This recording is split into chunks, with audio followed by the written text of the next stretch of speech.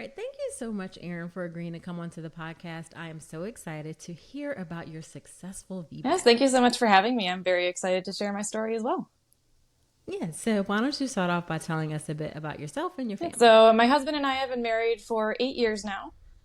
We used to live in Colorado, and we actually just moved to Michigan 2 years ago when I was 3 months pregnant and about 8 months into, the stay-at-home order with COVID and everything. Yep. Fun times, but not really. And then we have two kids now. My daughter is 4.5 years old, and my son is almost 17 months old. Okay. Okay. All right. And your first birth was a cesarean. Obviously, we're going to talk about the VBAC, but we need to know about the first birth a little bit so we can understand how you got to the successful Right. VBAC. So your first birth was a cesarean. Why did you have a cesarean for that So my goal pregnancy? with my first birth was also to have an unmedicated vaginal birth. Clearly, it did not go as I had hoped. I think Right. essentially it was a kind of cascade of interventions that led to the cesarean in the end.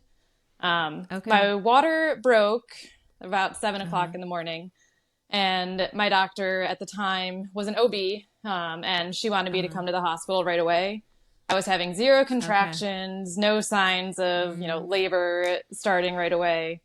So we got to the hospital. They gave me 5 hours for labor to start on its own, and it didn't. Uh-huh. I was sitting on the birthing ball, walking the halls. Nothing Right. started moving at that point, so they started me on Right. Pitocin. Okay. And after 9 hours on Pitocin, I finally said, I need an epidural.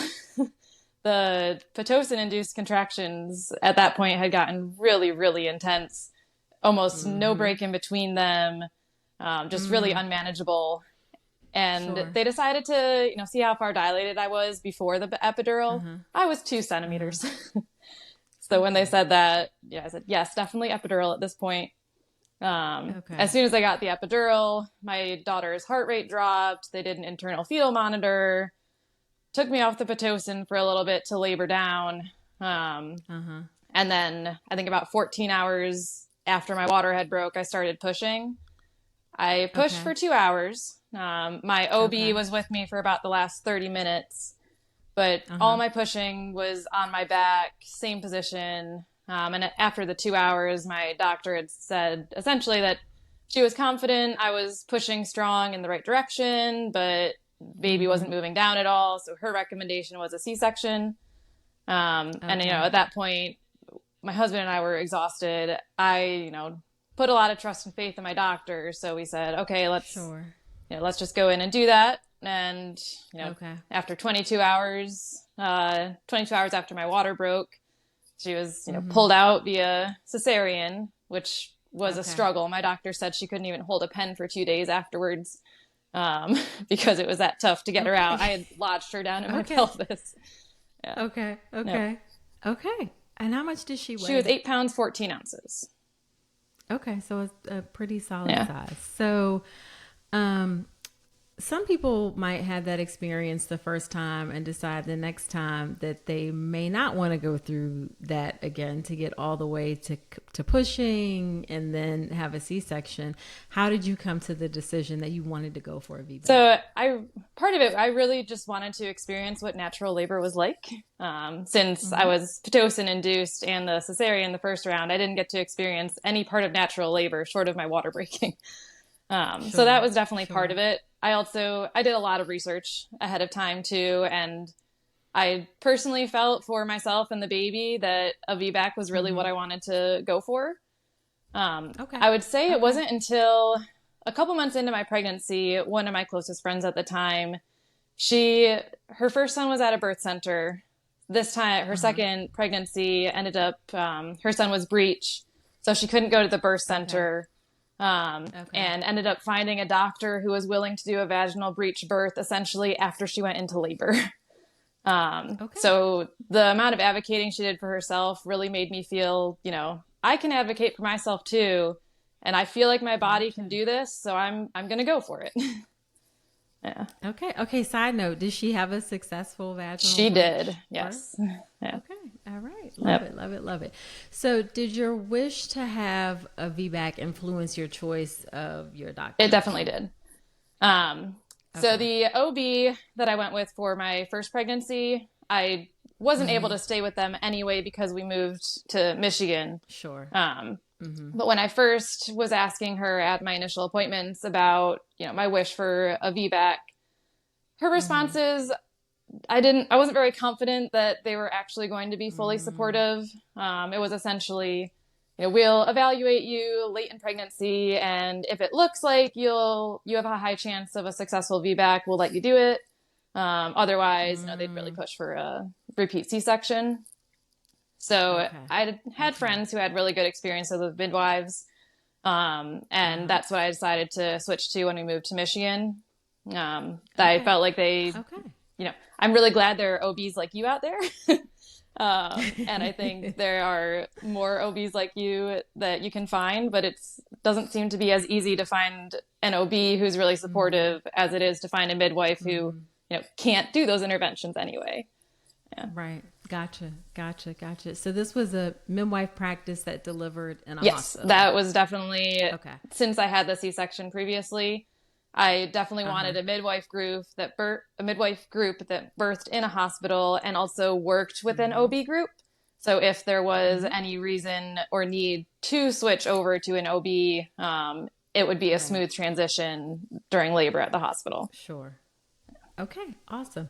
So, with the midwives, when you said, "Hey, I want to have a VBAC," and you told them what happened with your first labor and birth, how were they? Were they supportive? What was the feedback? They were amazing. They were very supportive, and it was a big group of midwives, so I saw different ones for most of my appointments.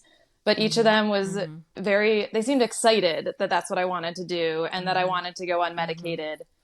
They also told me, the nurses at the hospital, they're excited about those births too, to work with the women who are going unmedicated and, might need that extra help to get them through the labor and pushing. Gotcha. So you didn't feel like you got any pushback of like, oh, you should probably get an epidural because you've had a previous C-section? Did you get anything? No, they were very supportive of my wishes and everything I brought up. I explained my previous births to them and how I was given 5 hours for labor to start and I had to go to the hospital right away after my water broke. And, they said, oh no, we would, give you 12 hours. And at that point, we would recommend Pitocin, but it's still a recommendation, not, hey, we need to do this because we have to get the baby out. Yeah. Right. Okay. So I'm just like sighing because I wish we would all do that because that's how we should all really practice, right. But I'm glad you found a group and a practice that was much more like supportive. Did you meet any of the physicians at all or you just stuck with stuck with the midwives. It was a really good group. Yeah. So, I just went in with the faith that if I had to get switched to the OBs, they're also a good group that they work with. Okay. So then how was your prenatal care and your pregnancy in general? In general, I would say it was pretty great. With my first pregnancy and my second pregnancy, the first trimester was essentially filled with nausea. Just to the point of nothing sounded good. I couldn't think of what I was going to eat. But as soon as I hit 13 weeks, both pregnancies, a switch just flipped and I felt fine. I had high energy. Okay. I was able to run till 36 weeks this pregnancy, strength training, everything felt really good. Okay. As far as prenatal care, with the midwives, it was great. There were a couple issues that popped up with my pregnancy.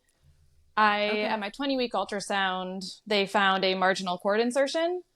And the big risk with that is low birth weight. So I had a couple extra ultrasounds during my pregnancy because of that to make sure that baby was growing appropriately. And actually at my repeat ultrasound, they said, oh, the cord insertion is normal now. But I have a picture of my placenta after I gave birth. It is the most marginal cord insertion it could possibly be. It is not in the center of the placenta. It's all the way on the side. So that was, it actually hadn't gone away. It had no impact on my pregnancy, which was great. Yeah. Okay. Well, that's good.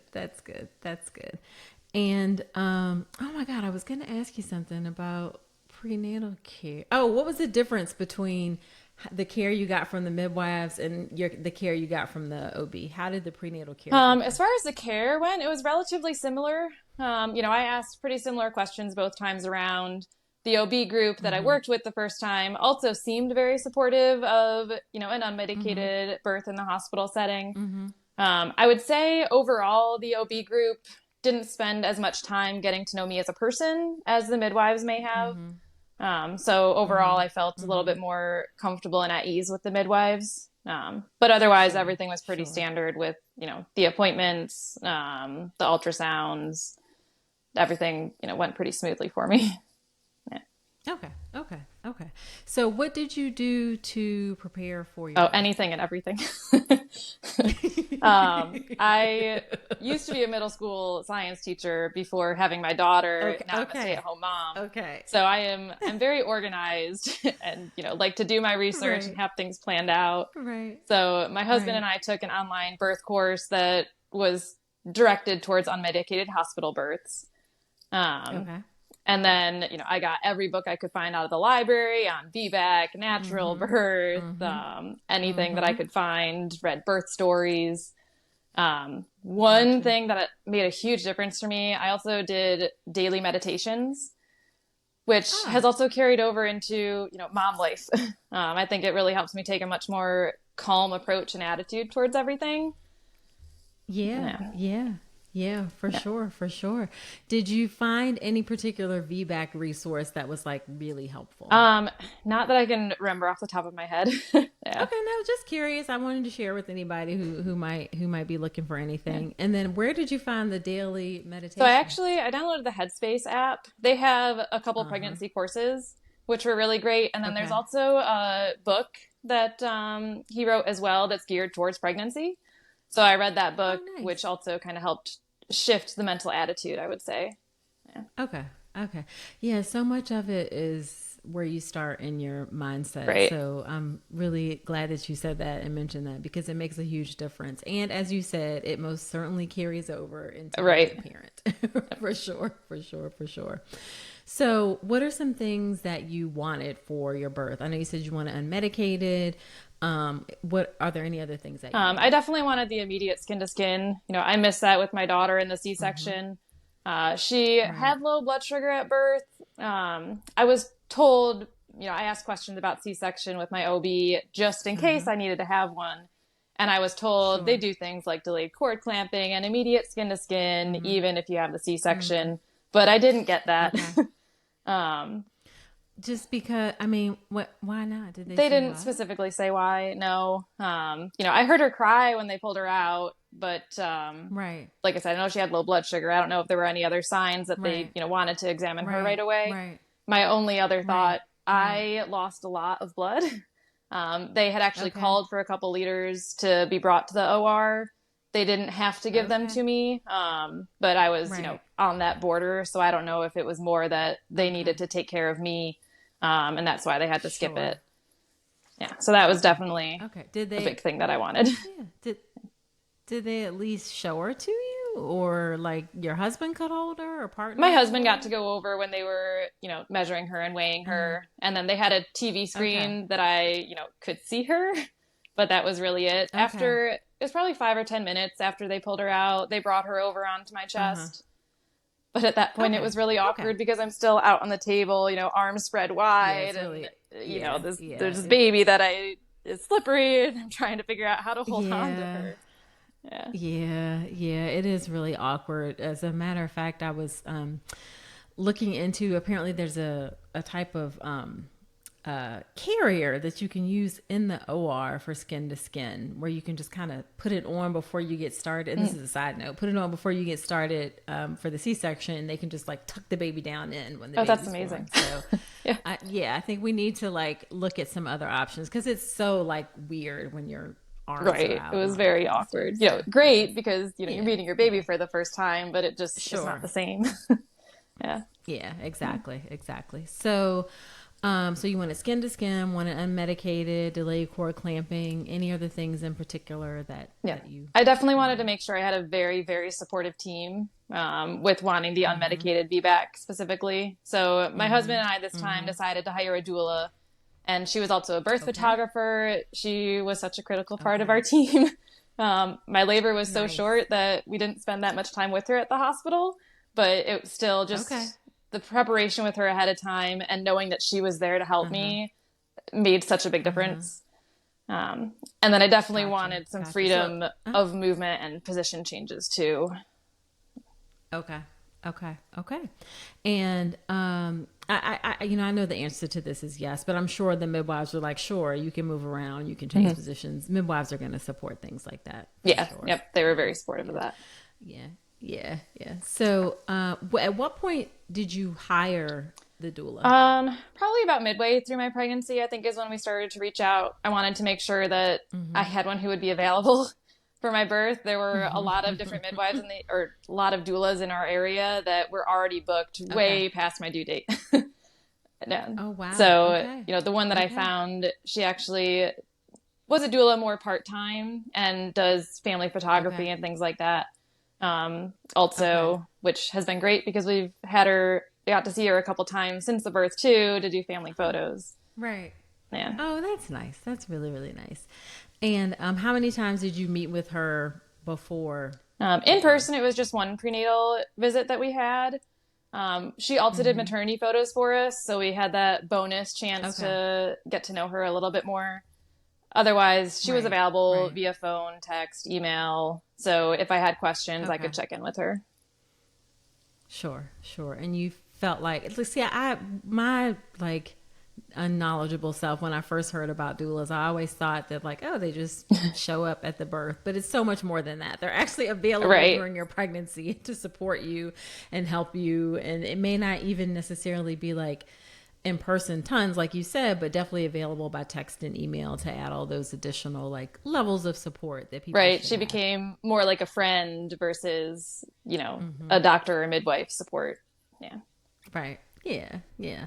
So let's talk about what happened how did your labor and your birth go? So it was completely different from my first experience. So I wasn't necessarily prepared for how fast. See, I know the ending, so I'm I just can't wait to hear the story. So So I was, I think, about 5 days past my due date, which was also when I went into labor with my first daughter. I woke up, I think, around midnight and just felt some cramping in my lower abdomen. So I was thinking, I think early labor started. It's just a little bit of cramping, but I really, really wanted to sleep. So until about 2:00, I just tossed and turned, couldn't really get comfortable, was still feeling some, what I'm calling cramps, even though looking back, they were contractions. I was, kind of fooling myself there. At 2:00, I woke my husband up and said, "Hey, I can't really get comfortable. I'm just having some cramping. I think it's just early labor. You can get some sleep because we probably have a long day ahead of us. So I'll just go downstairs and watch TV." He double checked, said, "Are you sure you don't want me to come downstairs with you? Are you sure you're okay?" I'm like, "Yeah, it's just early labor. Don't worry about it. I'm fine." Right. So I went downstairs, put the TV on. Probably within 10 or 15 minutes, I had to go get the birthing ball because what I was still calling cramps were getting a little more intense. But they felt just like more intense period cramps to me. The Pitocin-induced contractions felt much more like my entire uterus tightening and getting hard, which is what I was waiting for. Gotcha. So, I was using the birthing ball, still going through it on my own for about an hour. And in there, I downloaded a contraction timer app. And so I was using that, and it was 4 minutes and 30 seconds in between, and then 3 minutes, and then 3:45, and then 2:45. And then it says, "Time to go to the hospital." And I'm still thinking, no, these aren't regular contractions. No. This should be coming, every 3 minutes or every 4 minutes. So it's just early labor. The app's wrong. And then pretty soon after that, in the middle of a contraction, I felt a pop and my water broke. And that's when it really got intense really, really quickly. As soon as my water broke, I felt really intense rectal pressure.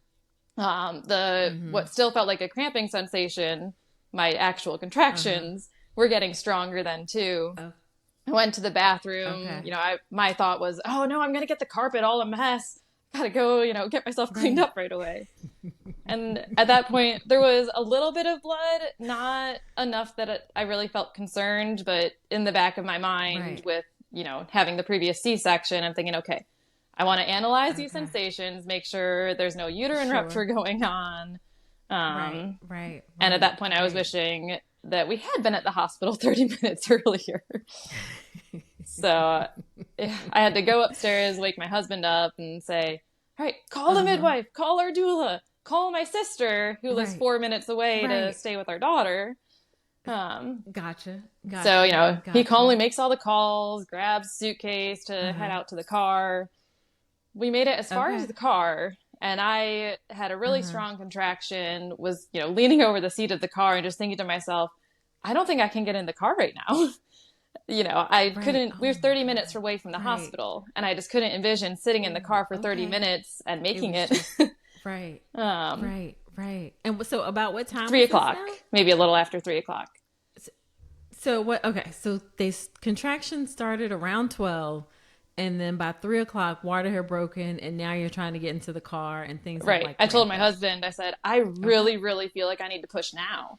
And he said, well, this is too soon. I'm just going to call 911. He took charge and said, he didn't want to be driving in the car and have to, pull over and handle things himself. So I'm so glad that he was able to stay calm and make that decision himself. Otherwise, I would have stood in the car door for the next 30 minutes. Like, I just can't move. Just like, I can't get in the, you're right. Yes. So he called 911 right away. And then moved me into the house. He got some towels to lay down on our dining room floor. I just got on hands and knees. The rectal pressure was the worst. Contractions, I would say, were totally manageable, not that bad, but the rectal pressure was awful. It was just... Like, our birthing class had mentioned, if a laboring woman says she feels like she has to go poop, it's probably time to start pushing. Then I'm thinking, no, it feels like that's where the baby's coming out right now. It's not... Okay, like it's like trying to come out of my right. Like it's just going to blow my whole backside out for like clean language. Right, that is what it felt like. But, yes. So, I'm just on hands and knees. My sister gets there and, takes the dog upstairs and, makes sure that my daughter's okay. She slept through all of this. I was not being quiet by any means. I was, letting all the sounds out. Pretty quickly, the EMTs arrived then. They checked me to make sure he wasn't crowning. And then the paramedics arrived. They got me on a stretcher to ride in the ambulance. So now I have this intense rectal pressure and I'm laying on my back on a stretcher, which, made it a lot worse, but there was nothing I could do about it. They ended up getting us to the hospital in 15 minutes. So at least it cut down the time a lot. Yes. Yeah. They're, middle of the night, no traffic, and in the ambulance, they were able to get us there really quick. But then, at this point, and I'm sure they had lights and sirens on at this. At this point, I was probably going through transition, so the strongest part of my labor was strapped to a stretcher in the ambulance. The paramedics were really great. One of them was timing contractions, which were coming about every 2 minutes for the whole ambulance ride and lasting about 30 seconds. And then the other one was up by me and, checking to see if he was crowning in between every contraction and, telling me I was doing great, being really supportive. Meanwhile, when we pull into the parking lot, I'm thinking to myself, the contractions aren't bad. I can handle the contractions. But I might have to ask for an epidural because of the rectal pressure. It's the worst. It was that intense. Wow, it was just that bad. Contractions the whole time were really just like intense period cramps, but the rectal pressure, the pressure was just so much. When we got to the hospital, though, my doula was already there, which was amazing. I texted her at 2 to let her know that, I thought it was early labor, just some cramping. So she had a heads up for the day. And then my husband called her at 3 and said, we're going to the hospital now. And then she gets another call We called 911. I don't think we're making it to the hospital. So she turned around to come towards our Right, house. right. Gets another call. We're in an ambulance to the hospital. Oh, Yep. But she got beat us it. there, which was amazing. Okay. You know, That getting is there impressive. and seeing her face just totally calmed me. Like, okay, it's going to be okay. We Okay. got this. My team's here. Right, right, Yeah. right, right, right. Yeah. Okay, okay. So then you get to the hospital, and then what happens once you get to The the midwife hospital? and a nurse greeted us at the entrance also. They debated, they could tell how far along I was just with, sounds and how close contractions were. Triage was the closest room, so they pulled in there. I was fully dilated, ready to push. They thought that I might Okay. deliver in the triage room, but decided after my next Sure. contraction, like, you know what? We're just going to go for it. So, they pushed me on the bed down to a labor and delivery room. And Okay. at this point, as soon as I got off the stretcher, I was like, I want to be on hands and knees. That is the only position I want to be in right now. That's Like, relieve this right, pressure a right, little bit for right, me. right, right, So I right. pushed, I think only for about 15 minutes. Oh, where was your husband? He got When to did ride in get the there? ambulance, which was great. Oh, good. We Okay. weren't really sure Okay, about that good. because of COVID restrictions at the time. I think technically Right. he Okay. shouldn't have been allowed to. But, Got it. they're Got not going to it. leave Got it. my husband when I'm so far along in labor, Yes. not to be with Yeah. me. Yeah. Okay. Okay. So yeah, he Well, was good. up front Good. listening to me Good. the whole Good. time and not being able to come back and support me. But, he did his Right. best. Yeah, or he did all he could, I guess. Oh, Yeah. gotcha. So Gotcha. So you got to the triage, and was it triage in labor and delivery? That did they at least get you up to wherever labor and delivery was, or did you have to stop in the regular ER? The entrance for labor and delivery is through the regular ER. Yeah. Oh, that's so there's a nice. triage Okay. room there. Okay. So And actually, this got is it. something I had forgotten. My midwife, when she started to check me, asked, have you been feeling any movement? And I'm thinking to myself, that was the last thing on my mind. I have no idea if I felt movement for the last 3 hours. Yes. They got the Yes, because it feels like my behind is right. about to blow out. Like, I don't know. Yeah. Like, yes. They got the fetal monitor on. He was doing just fine, which, made me feel relieved because, like I said, I just was not thinking about, is he moving? Is he okay? Yeah. Yeah. Yeah. Yeah. And that's totally natural because it's going to grab all your attention. Like, that's just not something that you necessarily think about for sure. For sure. Okay, so they whisked you to a labor and delivery room, and by then you were ready to push. And you said you only pushed it was about for 15 how long? minutes. Yeah. Most of that was on my hands and knees. My doula, was doing amazing double hip squeezes. One of the nurses that was with me, she was right up, holding onto my hand, giving me reminders to breathe and relax in between contractions. To kind of shift my sounds to be deeper, to really help with pushing him down and out. I was having a little bit of a struggle getting him that last little bit out. So my midwife had recommended doing a position change. So they rolled me onto my side. And like on the next contraction, I was able to push him right out with that. That did the trick. Okay. All right. And did they do skin to skin? They did immediate skin to skin. They did delayed cord clamping for about 2 minutes. He was making some, kind of guttural sounds is how they described it. So after 2 minutes, they asked me if it was okay to cut the cord so they could go look at him. They were assuming that he just had some extra fluid left in his lungs because I pushed him out so fast. Yeah, because he went through right. He didn't have a chance for the birth canal to help squeeze that out. So my husband got to cut the cord this time, and that immediate skin to skin, delayed cord clamping, was great. Yeah, love it. So, did you have to get any stitches? I did. I had a 2nd degree perineal tear, which was also jagged. So my midwife wanted to call an OB down to help with that, since it wasn't just a straight tear that she's used to stitching up. And then I had 2 secondary internal tears as well. Yeah. Okay. How was that part? Because, I love an unmedicated birth is so fabulous. And then I always like, my heart is like, oh, if people have tears and you have to get anesthesia to numb, like, so what I was would that say like there were for enough you? other sensations going on at that point that getting the stitches done, I couldn't feel anything. The only annoying part of that, I would say, is that I still had to be more restricted with how I was sitting and laying. I was ready to be sitting up and, Okay. moving a little bit more, but I had Yeah. to still be laying, Right. reclined, but mostly on my back at that point. Gotcha. Yeah. Gotcha. Well, that's good that the repair itself wasn't that um, painful. Did it take a long time since you had a It few? felt like it took a pretty long time. I don't know exactly, but I'd say at least 15 minutes is what it seemed like. Okay. Okay, that's actually not that Yeah. atypical. And a second degree tear is very common after birth. So now, had they brought him back to you by that point? Like, was He he was. with you, Yep. or was he They only still had to being? take Okay, him good, for a few good, minutes, good. essentially. And then they brought him back over. Okay. So I was able to still hold him while they were stitching me up.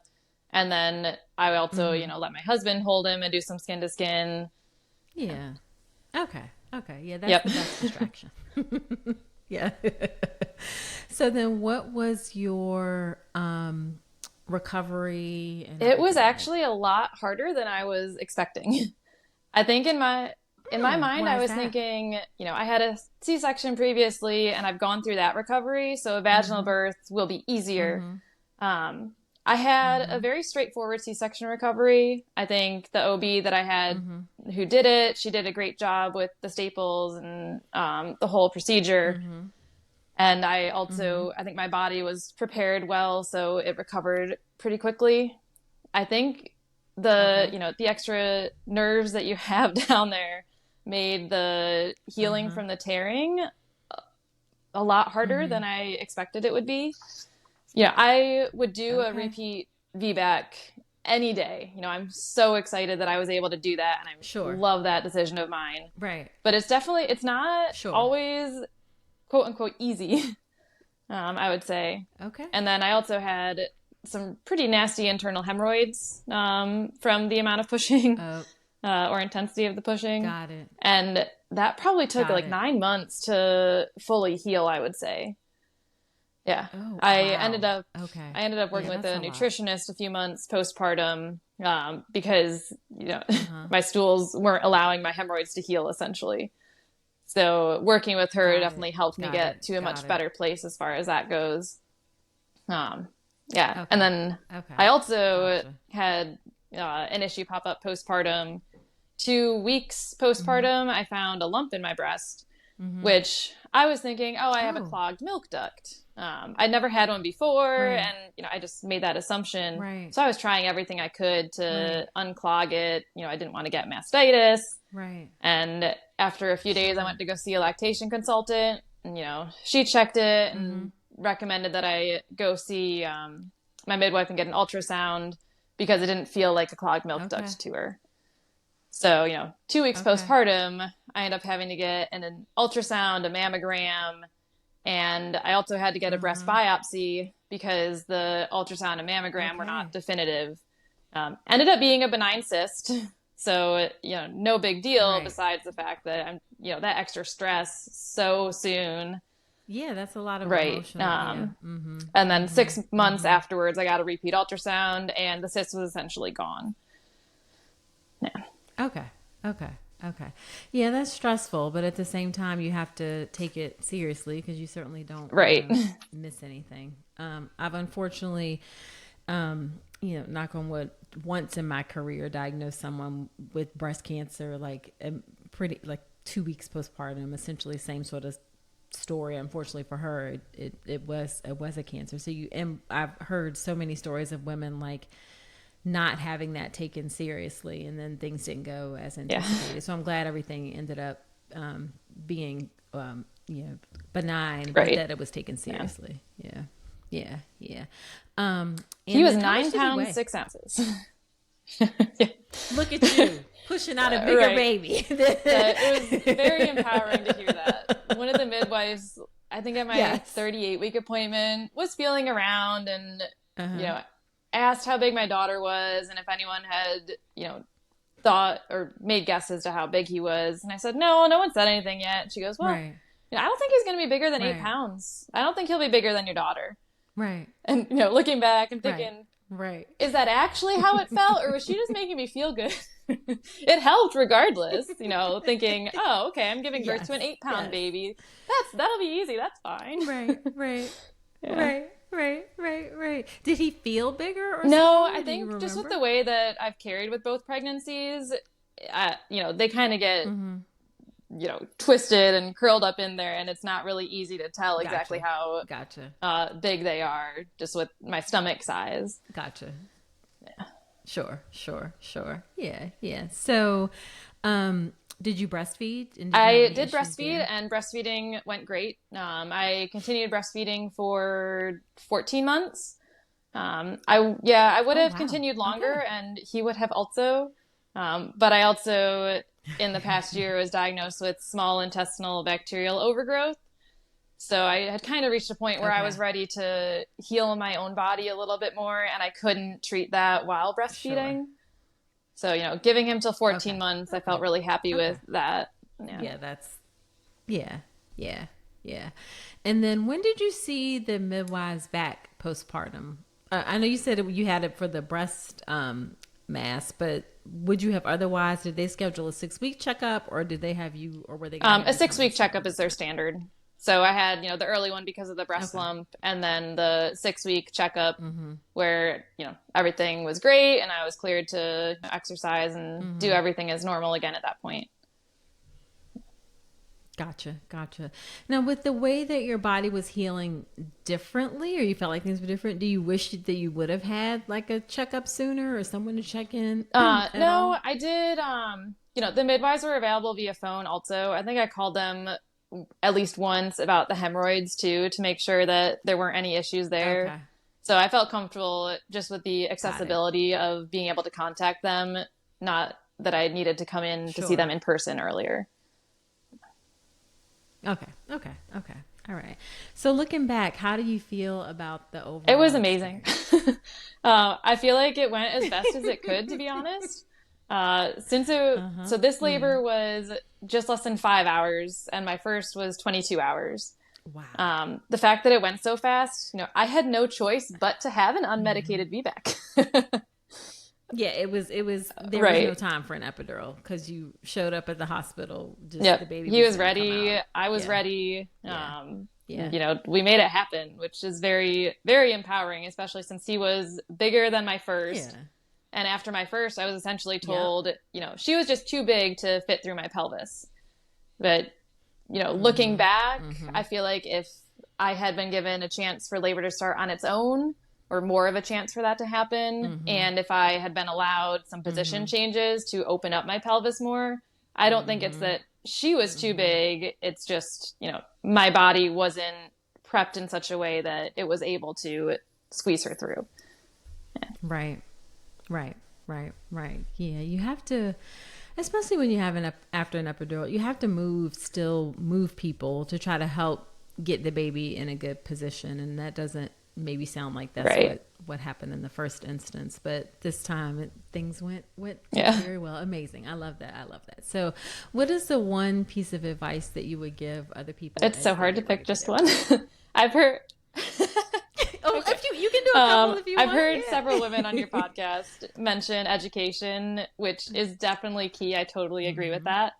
But to add something to that, I would definitely say really think about what you want your ideal birth experience to be, and then do what you need to get there. If that means that you switch providers in the middle of your pregnancy, or, you hire a doula, or you start doing different techniques like meditation, visualization, incorporate what you can in your daily life to have that birth experience. I think every woman has the right to that amazing positive birth experience, and with the right supportive team, you can get that.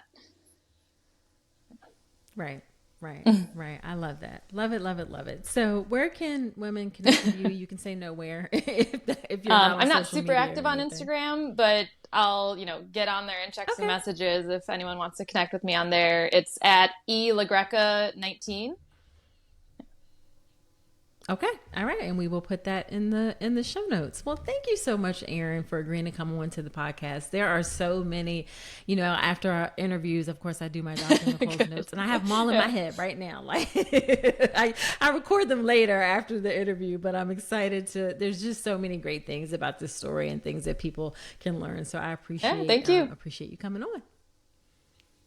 All right. Let me just hit stop. And then if you